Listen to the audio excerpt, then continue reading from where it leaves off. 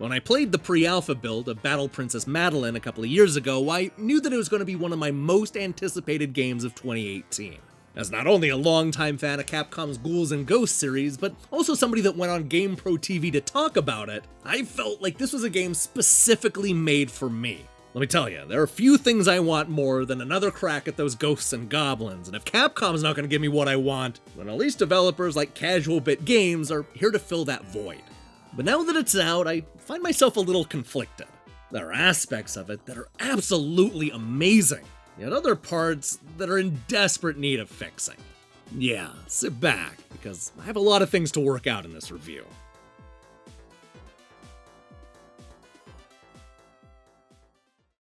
I think the word that best describes Battle Princess Madelyn is charming. It's aggressively charming. It's the kind of game that butters you up with heartwarming stories that make you want to love it right from the start. I mean, this is a game where the daughter of the lead designer is the hero and the fantasy story revolves around the sad death of a real-life dog. And the thing is, all this worked on me. Between all the personal touches and the incredible throwback graphics, I went into this game feeling like I already had some sort of special bond with it. At its core, Battle Princess Madelyn is a loving homage to Ghouls and Ghosts. You can see that with the locations, the gameplay, the weapons, the armors, and even a lot of the enemies. But while it would be easy to just write it off as another wannabe, this game goes out of its way to expand on the theme in a bunch of exciting ways. Battle Princess Madelyn is a lot more ambitious than anyone expected, and that's ultimately where it runs into problems. The first thing you need to realize is that it's actually two games in one. The arcade mode is a largely straightforward affair that'll instantly remind you of the coin-op classics from the late 1980s. The story mode, on the other hand, attempts to flesh everything out by giving you a large, open, and connected world filled with side missions, hidden paths, and optional boss fights. One of these modes is absolutely incredible and worth the price of admission all on its own. The other is kind of a mess at the moment and in desperate need of retooling. Let's start with the arcade mode, which is easily the best part of this package. What we have here is the story of an evil wizard who shows up to kidnap the royal family. What makes this story sad is that Madelyn's dog Fritzy is killed in the attack. Now it's up to Maddie and the ghost of Fritzy to step up and fight through graveyards, castles, mountains, swamps, and a whole host of other challenging stages in order to save the kingdom. Like I said, the arcade mode is the closest Battle Princess Madelyn comes to mimicking classic action games like Ghosts and Goblins and Ghouls and Ghosts. We start out with 3 lives and a double jump and fight our way through level after linear level, each with a large and impressive boss battle at the end. I think that this was the type of game that most people were expecting when it was first announced, and this mode does not disappoint. It does an excellent job showing off the insane amount of backgrounds and enemies the game has to offer, and I like how each stage delivers a different type of challenge. There are stages where you'll be jumping from vine to vine, riding on a boat, and riding the deadliest elevator you're ever gonna see. I also like the way that Battle Princess Madelyn handles extra lives. We're given 3 at the start, but you'll slowly begin to earn back lives as you defeat the bad guys. This means that if you're down to your last life, you'll easily be able to earn them back by just walking back and forth killing the various monsters. And you'll definitely need to do this, because the stages here are tough, and losing all your lives means starting over from the very beginning of the level. That's not so bad in some of the shorter stages, but there are a few where you'll lose a substantial amount of progress. Not unlike the games that inspired it, Battle Princess Madelyn can be a punishingly difficult platformer at times, though it's almost always fair, at least when it comes to the arcade mode. I guess that brings us to the story mode, the part of the game that I was most looking forward to. This is where the game expands on the story in some substantial ways, giving us more insight into Madelyn and the world she lives in. This is a sprawling map that is connected and full of different paths to take. Although I'd hold back on calling it a Metroidvania game, it certainly dips its toe into the subgenre.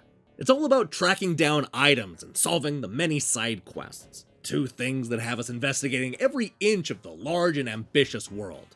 There are moments when this mode is as awesome as it sounds, but it's also in desperate need of fixing, and it's one of the big reasons why I'm ultimately disappointed in Battle Princess Madelyn.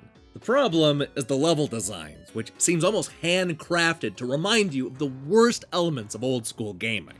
There's a good example of this early on in the story mode when Maddie needs to navigate her way through a large and deadly swamp.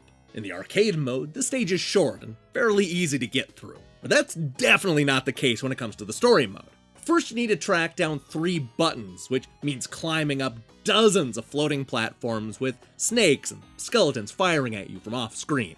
And because this is the type of platformer where any hit will send you flying uncontrollably in one way or another, you'll find that our hero is constantly being smacked into the deadly swamp. I cannot stress enough that this is an absolutely massive stage that requires not only a lot of fighting, but exploration. It took me the better part of an afternoon to both get to the puzzle button and then also find the boss's lair, all of which came after me falling to my death at least 100 times. This section of the game is not fun, and it offers some of the worst level designs I've ever seen. Now, all that would be bad enough, but once you finally beat the swamp boss, you'll be warped back to the nearest town to update your quest. But since beating that boss didn't create a warp or quick travel point, you'll have to go back through an even longer version of that swamp stage, this time without any checkpoints. That's right, I spent most of the afternoon trying to get through that frustrating swamp stage, only to have to fight through an even harder version of the exact same stage minutes after beating it. Why? Why would you make your game like this? And at least I knew where I was supposed to be going in that situation. Most of the time you'll beat a boss and then have no idea what you're supposed to do next. This is even worse when it comes to the side quests, which all blur together after a while.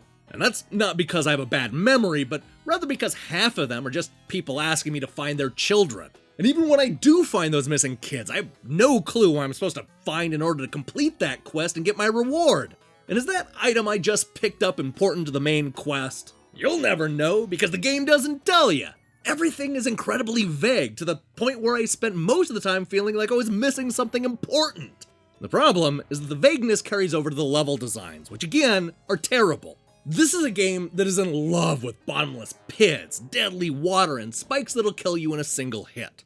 It often feels like there's a magnet pulling Madelyn into every deadly pit in the game. And it's actually worse than that, because a lot of the times it's because you don't know where to jump. You're constantly being asked to find platforms that are just off screen, which means jumping and hoping for the best. Sometimes you'll get lucky and find that platform, but far too often you'll fall right into a spike pit. This is a problem that could easily have been resolved by giving Maddie the ability to just look around. But much like the platforms you're supposed to land on, that's nowhere to be seen. But perhaps there's hope on the way. I'm certainly not the only person complaining about the level designs, bottomless pits, and confusing quests. Because Casual Bit Games is apparently hard at work on fixes that'll address most or maybe even all of these problems. I don't know what that means, but at least it's a positive sign. I love the idea of the story mode and want to love it as much as the arcade mode, but it's kinda busted in its current state. If they can find a way to fix these problems, then you'll have a game that is not only a solid Ghouls and Ghosts clone, but a must-own action game that is great on its own merits. Now, one thing the crummy level designs can't diminish are the graphics. This game looks incredible. Look, I was impressed with the rough pre-alpha build, but blown away by the final product. I love how many types of locations and backgrounds you'll find, and how each of them has a completely different atmosphere. There are times when I think that this is one of the best looking games of 2018. And it's in the simple moments, like sailing through the choppy waters on the way to a boss fight. And speaking of the bosses, every one of them is huge and unique looking. There's an impressive variety of boss types, all of which are fun to beat up. Those are some of the moments that remind me of why I was so excited to play this game in the first place.